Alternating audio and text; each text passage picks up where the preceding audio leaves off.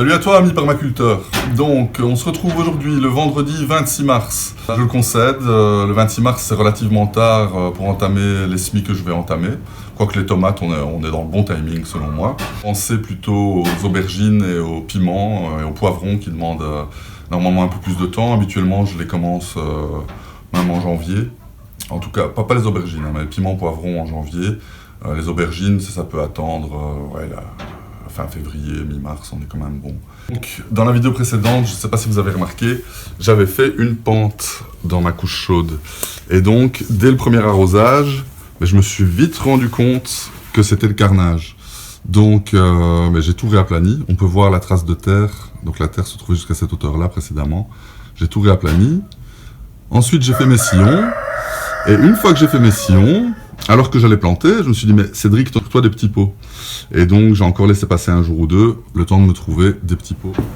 Donc, je vais mettre 5 variétés de tomates qui sont contenues dans la box des biograins. Donc, les tomates cerises, les tomates cœur de bœuf, les tomates ananas, la jaune de huit. Je vais aussi mettre des aubergines. Donc, les aubergines des biograins, ce sont les aubergines violettes, longues violettes. Et mes aubergines issues de ma récolte de graines de l'an dernier. Alors celui qu'on entend depuis tout à l'heure, c'est Coco. Donc j'ai 2 coques, Coco et Rico. Donc voilà, comme ça vous pouvez mettre un visage sur le joli timbre de Coco. Et je vais mettre 5 variétés de poivrons, mandarine, chocolat, Yellow Wonder et jaune d'Asti qui font partie de la box. Et les doux des Landes qui ressemblent à des piments mais qui sont en fait des poivrons. Et je vais mettre du piment d'Espelette et du piment de Cayenne. Donc c'est parti. Alors j'ai aussi un petit peu de cannelle. Pourquoi est-ce que j'ai pris de la cannelle? Parce que je me suis rendu compte qu'il y avait pas mal de fourmis dans ma couche chaude. Et donc j'ai été sur l'ami Google chercher un répulsif naturel. Donc, tomate cerise, tel que dans la box. Je ramasse 1, 2 et 3. Ok, hop, c'est pour vous montrer la quantité qu'on a.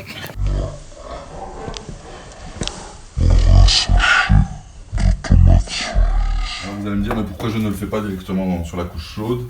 Eh bien parce que j'ai des problèmes aux pieds. Et donc je préfère travailler assis. C'est moins contraignant pour moi. Et les plus observateurs parmi vous auront remarqué que dans ma dernière vidéo, je disais on peut encore trouver des chaussures pour 200 € qui sont fabriquées en Europe. Et plutôt que la marque à la virgule, ces chaussures-là vous accompagneront plutôt 10 ans qu'une année. Et vous me voyez aujourd'hui avec ces choses aux pieds qui font de moi un complice de crime contre l'humanité, comme je le disais. Donc voilà, ça c'est... La vie elle est comme ça, mais je me suis promis que je n'en achèterai plus jamais. Donc le changement, il n'est pas... on est dans une société où tout nous porte à croire que c'est blanc ou c'est noir, mais le changement il prend du temps. Donc voilà, et là moi j'ai passé un cap, celui de me promettre que plus jamais je n'achèterai ce genre de chaussures, ce genre de baskets qui font de vous une personne responsable de crimes contre l'humanité. Et désormais, je me fournirai en chaussures fabriquées exclusivement en Europe.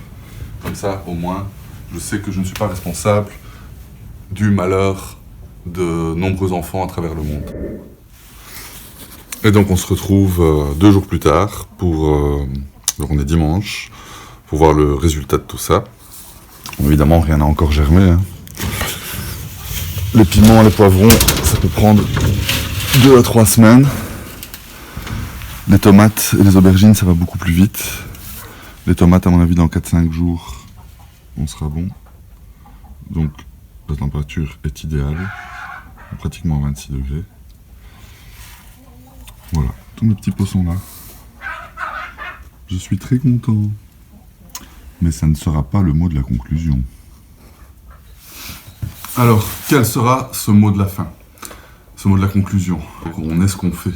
On peut malheureusement vite faire le constat que derrière chaque euro qu'on dépense, il y a de la souffrance. Que ce soit les vêtements qu'on achète, les chaussures qu'on achète. C'est ce qu'on appelle l'effet Blood Diamonds. Donc vous avez sans doute vu le film. Donc vous n'êtes certainement pas sans savoir que derrière chaque petit gramme d'or, derrière chaque petit diamant, il y a pas mal de monde qui souffre et qui meurt. Donc ces matières-là proviennent de pays où la sécurité sociale n'existe pas, et si vous vous tordez la cheville, vous êtes sur le carreau le jour même. Donc voilà tout le paradoxe et la perversité du système dans lequel on est. Donc si vous êtes profondément amoureux et que vous demandez en épousailles votre bien-aimé, alors vous êtes habité par la paix, vous êtes dans le partage, la générosité, et vous lui offrez un bijou qui, paradoxalement, crée tout l'inverse de la division, de la souffrance et de la mort. Donc c'est complètement diabolique. Donc, tout ça pour en arriver sur la phrase suivante, « Nous sommes ce que nous faisons. On est ce que l'on fait. » Donc c'est une phrase qui m'a été glissée au creux de l'oreille alors que j'avais pas 20 ans, et je dois dire que c'est une phrase qui m'a beaucoup aidé, qui m'a servi de garde-fou. Donc c'est simple, si tu mens, tu es un menteur. Si tu voles, tu es un voleur. T'as beau aimer tes enfants du plus profond de ton cœur, si tu leur cries dessus sans cesse, tu risques fort de créer, je vais pas dire un traumatisme, mais il y aura des conséquences à cela. Donc on est ce que l'on fait. Et donc ce nouvel ordre local, le premier niveau auquel il s'opère, selon moi, c'est au niveau du cœur, c'est au niveau de chacun de nous. Qu'est-ce qu'on dit ou ne dit pas, qu'est-ce que l'on fait ou ne fait pas, c'est déjà très important. Ensuite, le deuxième niveau, c'est au niveau du cercle familial et amical proche. Donc voilà, soyons réellement là pour notre famille et nos amis, pas uniquement pour s'amuser, mais quand ils ont besoin de nous aussi. Et le troisième cercle, c'est le cercle, je dirais, commercial. C'est la manière dont on dépense notre argent, simplement. Donc, comme vous l'avez déjà entendu certainement aussi, notre bulletin de vote, notre bulletin de vote, il est dans notre poche. C'est nos euros, c'est la manière dont on dépense notre pognon. Bon, à la suite au prochain épisode. Si vous avez aimé cette vidéo, je vous invite à... Non, moi je vais pas faire ça. J'estime que les personnes qui visionnent cette vidéo sont suffisamment intelligentes pour savoir que si elles le souhaitent, elles peuvent s'abonner. Donc c'est la seule et unique fois que je parlerai d'abonnement sur ma chaîne YouTube. Et donc, à très bientôt j'espère. Bisous.